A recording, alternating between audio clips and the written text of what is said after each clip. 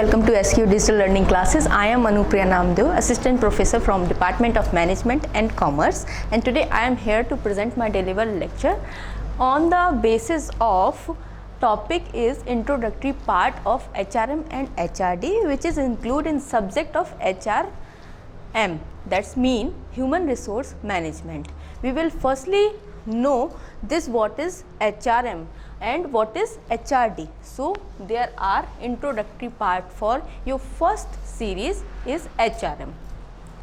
Now we will start some key points of HRM and HRD. So here we can see that introductory part meanings, features, functions, significance, role and responsibility, and lastly we will discuss about conclusion part of HRM and HRD. So in the first slide we can see that HRM is a branch of management. Management like आप देख सकते हो यहाँ पे optimum utilization of human resource in any organization. किसी भी संस्था में अगर आप human resource का proper manner में utilization कर रहे हो तो उसको हम HRM बोलते हैं. Next you can see that HRD because हमारा टॉपिक जो है वो introduction of HRM and HRD है. तो आप यहाँ देख सकते हो HRD भी एक मैनेजमेंट का ब्रांच है, बट ये आपका जो इंक्लूडेड पार्ट है वो HRM के अंडर है. हम नेक्स्ट स्लाइड में ये डिस्कस करेंगे. HRM is basically focus on development and workforce area which is included in HRD part, human resource development. इधर हमको confused नहीं होना है. बहुत सारे students रहते हैं जो बहुत ज़्यादा confused हो जाते हैं कि ma'am what is HRM and what is HRD. So there are no confusion at all because I am here. So ये देखेंगे पहले HRM के बारे में, then we discuss about HRD. Okay.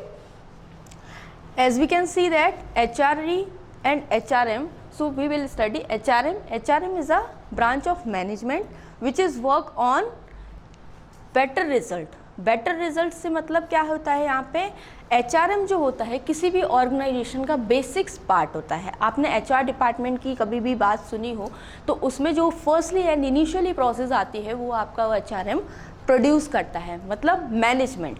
सो इधर आप देख सकते हो HRM is a defined and branch of management which is deal and employees with the managerial issues. Managerial issues क्या होते हैं आप देख सकते हो कि मैनेजेरियल इश्यूज़ यहाँ पे ये होते हैं कि जो आप मैनेजमेंट पढ़ रहे हो उसमें काफ़ी सारी चीज़ें क्लैश होने लगती हैं. तो उस क्लैशिंग को जनरेट नहीं करने के लिए हमें HRM की प्रोसेस को अडॉप्ट करना पड़ता है. In the second slide you can see that the HRM is putting is right human resources at the maximum possibilities of organization in human resources. That means आपकी जो optimality है यानी आपकी जो मैक्सिमैलिटी है आप किस में यूटिलाइज करोगे, एक ऑर्गेनाइजेशन में यूज़ करोगे, किसके थ्रू यूज़ करोगे, वो आप अपनी HRM के थ्रू यूज़ करोगे, उसको इनेक्ट करोगे और उसको अडॉप्ट करके फिर एग्जीक्यूशन पार्ट आप लोगे. In the next slide in the next topic we will discuss about the management and principle of HRM that make sure efficiency and effectively work of HRM. efficiency that mean कि आप कितनी effective होके वो work कर रहे हो and आप उसके वर्क के लिए मतलब उसकी प्रोसेस के लिए कितना ज़्यादा अडॉप्ट कर रहे हो और कितना ज़्यादा रिजल्टेंट दे रहे हो. ये सारी चीज़ें आपकी एक पर्टिकुलर ह्यूमन रिसोर्स पे डिपेंड करती है जो कि आपकी किसी भी कॉरपोरेट सेक्टर या किसी भी IT सेक्टर में इंटैक्ट होती हैं.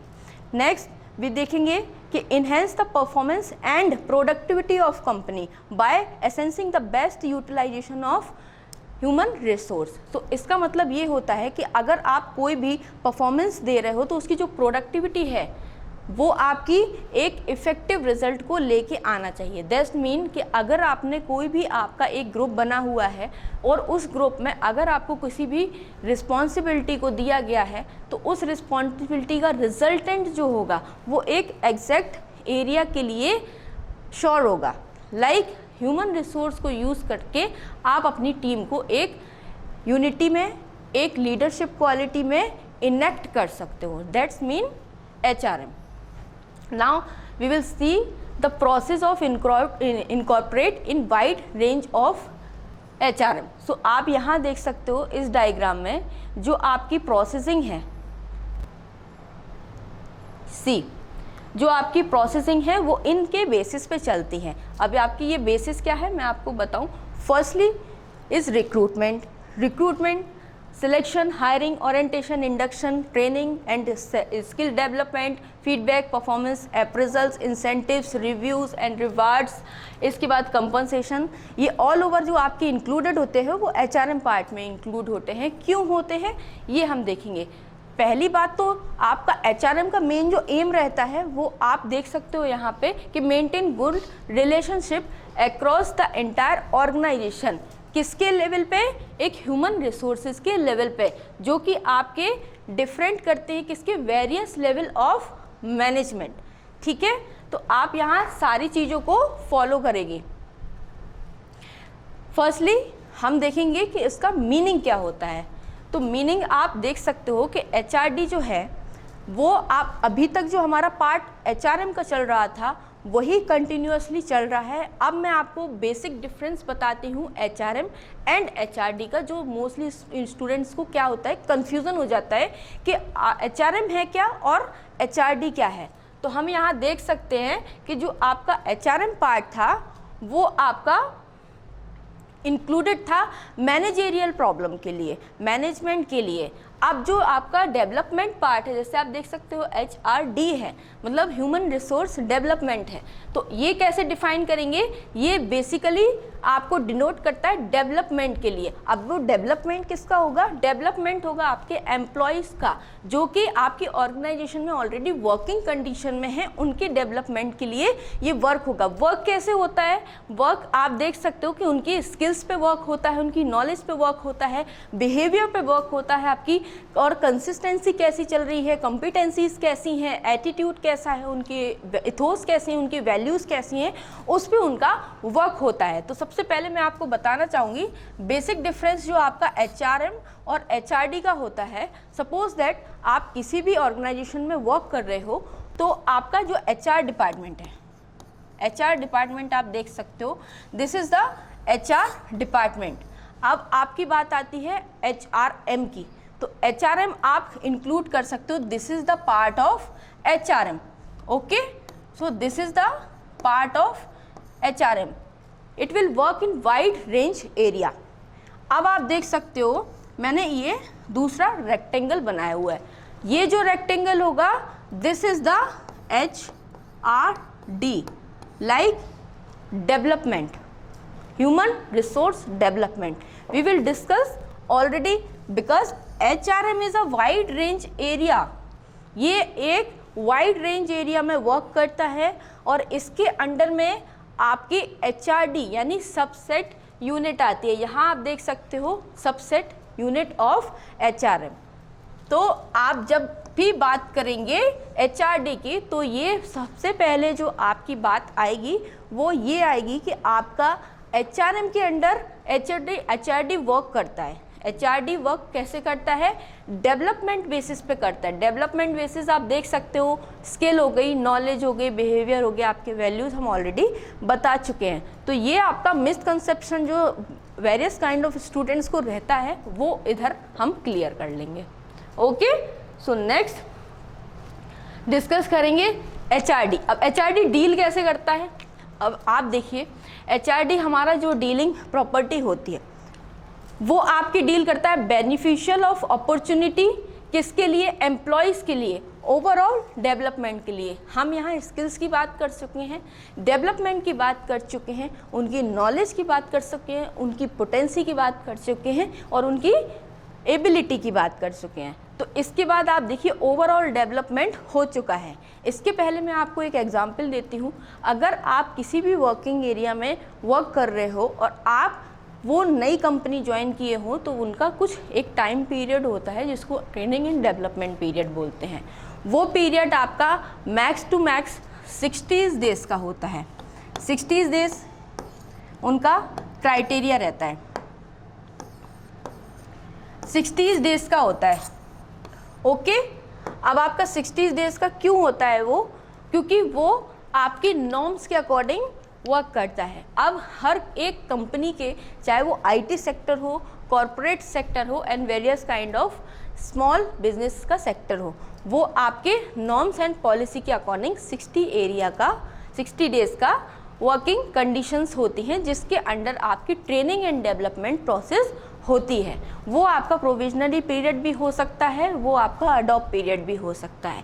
वो आपका पीरियड इसलिए इंक्लूडेड होता है कि अगर आप 60 डेज़ के अंदर किसी से भी या कैसी भी कंडीशन में, किसी भी सिचुएशन में, किसी भी व्यक्ति से अगर मिसबिहेव करते हो, अपनी इथोस एंड वैल्यू को कैरी नहीं करते हो और अपनी आइडेंटिटी को नेगेटिव वे में शो करते हो, तो वो एक पीरियड ऐसा रहता है जहाँ पे आपके कंपनी से मूव ऑन करने के भी चांसेस रहते हैं। तो यहाँ आप देख सकते हो डेवलपमेंट एरिया में हमेशा आप देखिए कि essential of employ identity, training, development, किसके लिए? For successful planning, performance management, जो आपकी पर्टिकुलर परफॉर्मेंस होगी उसके बारे में, और आप देख सकते हो मॉनिटरिंग। अब मॉनिटरिंग कैसे? जब आप अपने 60 डेज कंप्लीट हो जाएंगे तो आपके लिए एक मॉनिटर दिया जाएगा। मॉनिटर इन द सेंस कि आपके ऊपर आपका एक टीएल होगा। टीएल का फुल फॉर्म होता है टीम लीडर।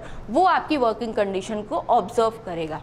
ओके, अब बात करते हैं आपके फंक्शंस ऑफ एचआरएम की। अब फंक्शंस ऑफ एचआरएम क्या होते हैं? यहाँ आप देख सकते हो कि फर्स्ट आप ये डायग्राम देखिए, यहाँ पे आपका फंक्शन, इसमें आपके 2 सब यूनिट्स डिवाइड करके, पहला managerial functions, second operative function.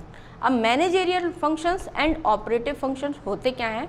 Managerial functions वो होते हैं जो चीज़ों को आपको मैनेज करके चलना पड़ता है किसी भी ऑर्गेनाइजेशन में, यानी आप अपने सेल्फ डिपेंडेंट होके चीज़ों की प्रोसेस को इनेक्ट करेंगे, वो आपका मैनेजेरियल फंक्शंस होंगे। और ऑपरेटिव फंक्शंस होते हैं जिनको आप एग्जीक्यूशन करवाते हो, जो आपके बेसिक की बात नहीं होती, आपको उसको एग्जीक्यूशन पार्ट में लेना पड़ेगा। तो यहाँ पे आप देख सकते हो कि यहाँ पे there are 3 categories of managerial function, operative function and lastly आता है आपका एडवाइजरी फंक्शन। यह आपका मैंडेटरी नहीं होता है, किसी भी ऑर्गेनाइजेशन में आपकी एडवाइजरी कमेटी नहीं होती है या होती है, ये डिपेंड्स करता है आपकी पर्टिकुलर ऑर्गेनाइजेशन के नॉर्म्स पर। यहाँ आप देख सकते हैं मैनेजेरियल फंक्शन ऑफ एचआरएम। अब मैनेजेरियल फंक्शन फर्स्ट जो होता है वो आपका प्लानिंग होता है। अब आप इसमें देख सकते हो कि फंक्शंस ऑफ एचआरएम में जो प्लानिंग पार्ट है वो आपके कैसे यूज़ करेंगे, वो आपके ऑर्गेनाइजेशन गोल को एक पॉइंट में यूज़ करेंगे। अब ऑर्गेनाइजेशन गोल क्या होता है? किसी भी ऑर्गेनाइजेशन में अगर आप किसी भी टारगेट या किसी भी टास्क को लेके चलते हो तो आपको सबसे पहले एक प्रॉपर मैनर में प्लानिंग चाहिए। अब प्लानिंग से आपको मैं बता दूं कि बहुत सारे स्टूडेंट ऐसे भी रहते हैं जिनको प्लानिंग और प्रेडिक्शन में कन्फ्यूज़न रहती है। तो प्रेडिक्शन में बता दूं, प्रेडिक्शन जो होता है वो आपका प्लानिंग का पार्ट बिल्कुल भी नहीं होता है।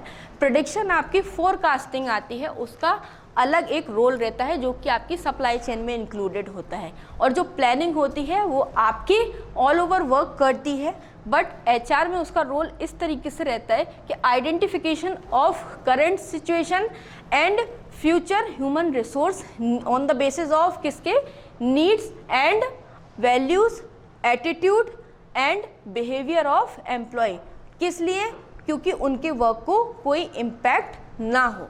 लास्टली जो आपका प्रोडक्टिव रिजल्ट निकले वो पॉजिटिव मैनर में निकले, इसीलिए आपकी प्लानिंग बहुत ज़्यादा इम्पॉर्टेंट रहती है। और बेसिकली ये फोकस किस पे करती है? आपकी वैल्यूज़ पर, आपके इथोस पर और आपके एटीट्यूड पर, आपके बिहेवियर पर। तो आपकी प्लानिंग होना किसी भी मैनेजेरियल प्रोसेस में बहुत ज़्यादा इम्पॉर्टेंट रहता है। Secondly organising. अब ऑर्गेनाइजिंग में आप देख सकते हो कि allocation among the members, relationship are the identification and activities as well as आप देख सकते हो कि यहाँ पे collectively contribution and attention of organisation goal. अब आप देखेंगे कि आपका जो ऑर्गेनाइजिंग प्रॉपर प्रोसेस है वो कैसे वर्क करेगी। हमारी प्लानिंग कंप्लीट हो चुकी है, इसके बाद आपको ऑर्गेनाइज करना है। अब ऑर्गेनाइज का मतलब क्या होता है मैं आपको बताती हूँ।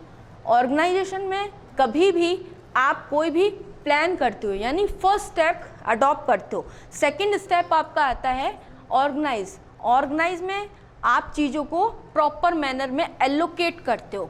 आपने देखा होगा कभी भी किसी भी ऑर्गेनाइजेशन में अगर कोई वैकेंट प्लेस है किसी भी डेजिग्नेशन के लिए, किसी भी प्रोफाइल के लिए, तो उसको फिल करना एक एचआर डिपार्टमेंट का ही प्रॉपर वर्क होता है। वो कैसे वो उस चीज़ को रिक्रूट करेंगे, हायर करेंगे या फिर आपकी इनेक्ट करेंगे चीज़ों को, वो प्रॉपर डिपेंड करता है आपके एचआर डिपार्टमेंट पे। तो ऑर्गेनाइजेशन की जब हम बात करते हैं तो यहाँ पर बात आती है allocation of right person at right job designation. This is the working of organising. ठीक है, नेक्स्ट बात करेंगे डायरेक्टिंग। अब यहाँ पे डायरेक्टिंग में भी बहुत सारे स्टूडेंट को कन्फ्यूज़न रहती है कि ma'am what is the directing and what is the dictatorship.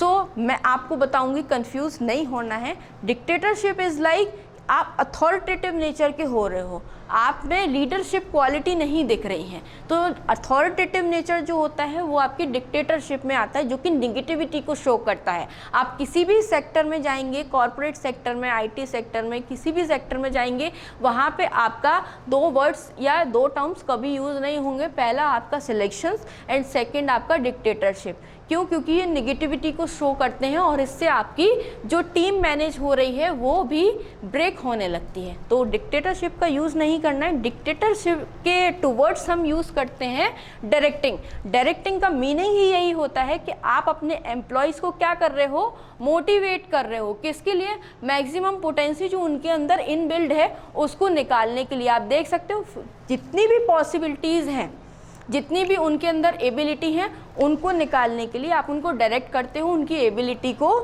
Produce कराते हो। क्यों? क्योंकि बहुत सारे ऐसे एम्प्लॉयज़ रहते हैं जो फ्रेशर्स रहते हैं, उनको अपनी एबिलिटी नहीं पता होती उस तरीके से। तो वो जो आपकी वर्क होता है वो एचआर का ही वर्क होता है कि उनकी एबिलिटी और उनकी पोटेंसी को वो निकाल कर आएँ, और वो जो ट्रेनिंग एंड डेवलपमेंट पीरियड रहता है 60 डेज़ का, उसमें वो चीज़ें आपको वो एक्सप्लेन करते हैं ताकि आप अपनी एबिलिटी को इन्हेंस कर पाओ।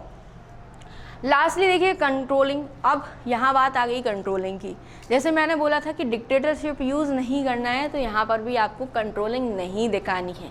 कंट्रोलिंग के बिहाफ पे आप कोऑर्डिनेशन भी बोल सकते हो, but this is the controlling because आपकी प्लानिंग, ऑर्गेनाइजिंग एंड डायरेक्टिंग के बाद लास्टली जो टर्म आता है वो आपका क्या होता है, वो होता है कंट्रोलिंग। कंट्रोलिंग का मीनिंग आप देख सकते हो, जैसे भी उनका वर्क फिनिश्ड होता है उसमें रिजल्टेंट आपका क्या आ रहा है और उसमें रिक्वायरमेंट किस चीज़ की लगी है, प्लानिंग, ऑर्गेनाइजिंग और डायरेक्टिंग में। ये कंक्लूडन पार्ट आपका कंट्रोलिंग के अंदर आता है, जिसको हम लोग कोऑर्डिनेशन भी बोलते हैं।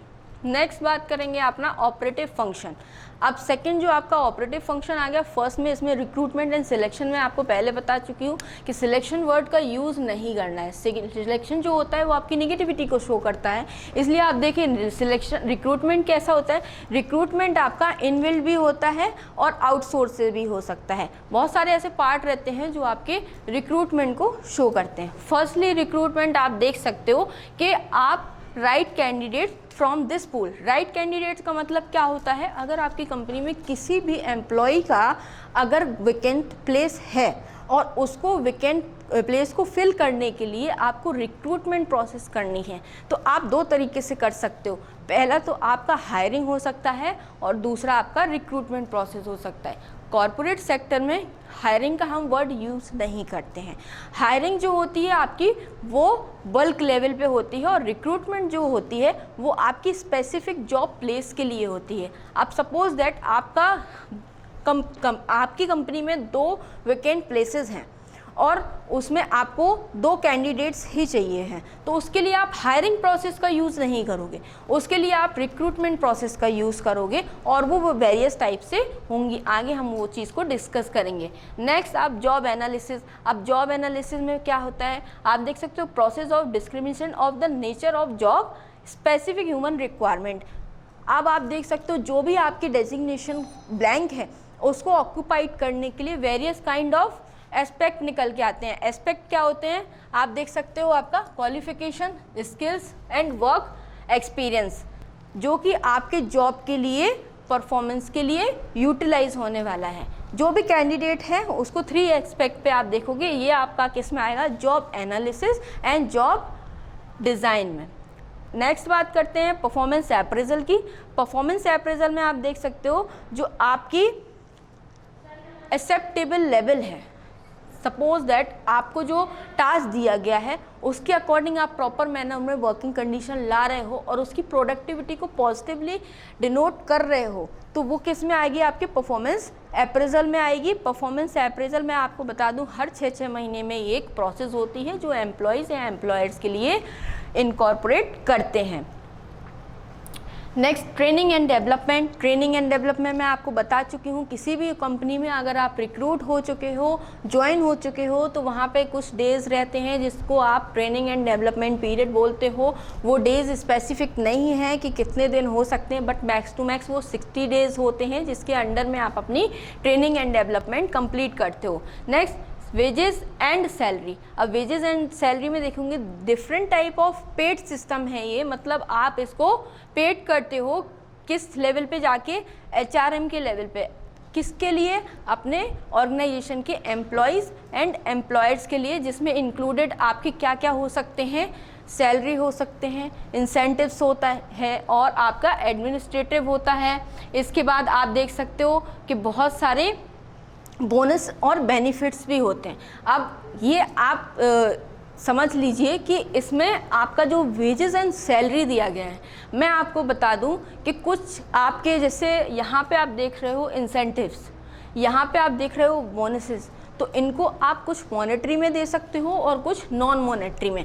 अब ये मॉनेटरी एंड नॉन मॉनेटरी क्या होता है, मॉनेटरी जो होता है वो आपका रहता है on the form of cash and non monetary जो रहता है वो रहता है on the form of non cash. मतलब आप एक मॉनेटरी लोगे तो उसमें आपके जितने भी करेंसी से रिलेटेड चीज़ें आएंगी वो आपकी मॉनेटरी में आएंगी, और जितने भी आपके एक्सेप्ट द करेंसी आएंगी, मतलब आपको उसमें पेड किया जाएगा बट किसी और डायरेक्शन में, वो आपकी नॉन मॉनेटरी में आएंगी, जो कि आप बोनसेस देख सकते हो, इंसेंटिव्स देख सकते हो और अदर बेनिफिट्स देख सकते हो।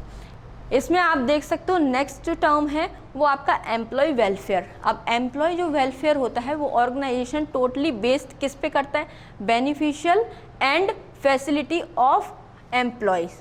किसके लिए, एम्प्लॉयज़ के लिए कौन कौन से बेनिफिट्स, जैसे हम लोग ये पढ़ चुके हैं, ये सारे बेनिफिट्स होते हैं, बट इसके अदर बेनिफिट्स भी होते हैं। ये भी फिर से डिपेंड्स करता है कि कंपनी की पॉलिसीज़ क्या चल रही हैं। तो आप देख सकते हो किसी में आपको मेडिकल भी लीव दे देते हैं, किसी में आपको कैजुअलिटी लीव भी दे सकते हैं, किसी में आपको आपका मैटरनिटी लीव भी प्रोवाइड करते हैं। ये डिपेंड्स करता है कि वो आपका ऑर्गेनाइजेशन किस बेसिस एंड किस अथॉरिटी के नॉर्म्स के अकॉर्डिंग चल रहा है। नेक्स्ट बात करेंगे आपका मेंटेन कैसे होगा। अब मेंटेनेंस ऐसा होगा जो आपका HRM के अंडर पार्ट होगा।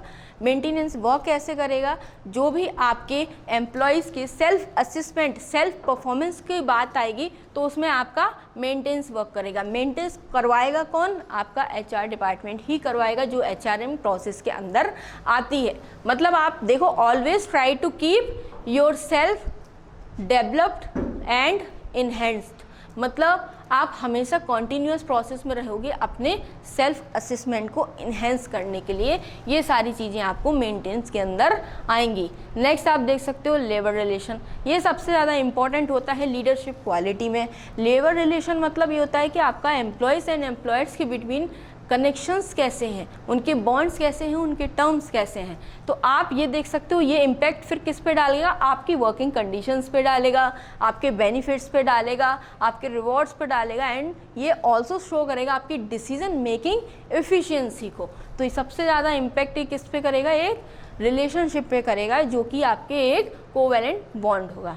नेक्स्ट बात करते हैं हम पर्सनल रिसर्च। पर्सनल रिसर्च का देख सकते हैं कि इसमें लिखा हुआ है कि आप गैदरिंग एम्प्लॉय ओपिनियन, इसको मैं शॉर्ट में आपको बता दूं कि आप एक कंडीशंस में हो जहां पे आपका ऑफिशियल पार्टी चलती है, वहाँ पे वेरियस काइंड ऑफ डिस्कशन भी आपके आएंगे, जैसे गैदरिंग हो गया एम्प्लॉयज़ की, इसके बाद आपका वेज एंड सैलरी प्रमोशन हो गया, वर्किंग कंडीशन हो गया, वेलफेयर हो गया, various kind of leadership quality भी वहाँ दिखती हैं। तो आपके क्या हो गया, ये पर्सनल रिसर्चेज होते हैं जो आपकी सेल्फ असेसमेंट में इंक्लूड होते हैं कि आप अपने टारगेट को अचीव करने के एक्सेप्ट भी बहुत सारी ऐसी एक्टिविटीज़ रहती हैं जिसमें इन्वॉल्व होते हो, वो आपकी इन्वॉल्व किस में होंगी, पर्सनल रिसर्च में होंगी, जो आपकी एक ऑर्गेनाइजेशन को बेनिफिशियली प्रोडक्टिविटी के रिजल्टेंट में प्रोवाइड करेगी। नेक्स्ट एंड लास्ट बात करते हैं हमारी पर्सनल रिकॉर्ड। ये इंक्लूड करते हैं आपकी हिस्ट्री और आपकी वर्किंग आवर, आपकी अर्निंग, आपकी एब्सेंस, प्रेजेंस एंड इसका टर्नओवर, डेटा ऑफ एम्प्लॉयज़। ये आपका ऑल ओवर जो रहेगा वो आपके बैकग्राउंड को शो करेगा। सपोज दैट आपकी जो पर्सनल रिकॉर्ड है, जैसे आप किसी ऑर्गेनाइजेशन में एंटर होते हो तो हो सकता है कि आपकी सेकंड जॉब हो, तो आपका क्या रहेगा, जो फर्स्ट जॉब का एक्सपीरियंस रहेगा वो आपके पर्सनल रिकॉर्ड्स में इंक्लूड होगा और उसी के बेसिस पे आपका एग्जीक्यूशन पार्ट इनएक्ट होगा। क्यों? क्योंकि ये ऑपरेटिव फंक्शंस के इंक्लूडेड हो रहा है। यहाँ आप वेरियस काइंड ऑफ एस्पेक्ट देख सकते हो जो कि हम पहले भी डिस्कस कर चुके हैं, तो हम इसको डिस्कस अभी नहीं करते हैं। लास्टली जो हमारी थर्ड फंक्शंस है वो आपका एडवाइजरी फंक्शंस ऑफ HRM है। इसमें आपका 2 लेवल्स आते हैं। फर्स्ट आपका जो होता है वो टॉप मैनेजमेंट होता है और सेकंड जो होता है वो आपका डेवलपमेंट ऑफ डिपार्टमेंटल हेड्स को जाता है। सपोज दैट फर्स्ट जो है आपका जैसे टॉप लेवल मैनेजमेंट है, तो वो कैसे वर्क करेगा, वो आपके एडवाइजरी करेगा, आपकी प्रोग्रामिंग करेगा, आपकी पॉलिसीज़ बनाएगा, नॉर्म्स बनाएगा और आपको प्रोड्यूस कराएगा एक प्रॉपर मैनर में। उनके एक्टिविटीज़ हैं क्या, उनके रूल्स एंड रेगुलेशंस हैं क्या, वो वर्क होता है आपका टॉप लेवल मैनेजमेंट में।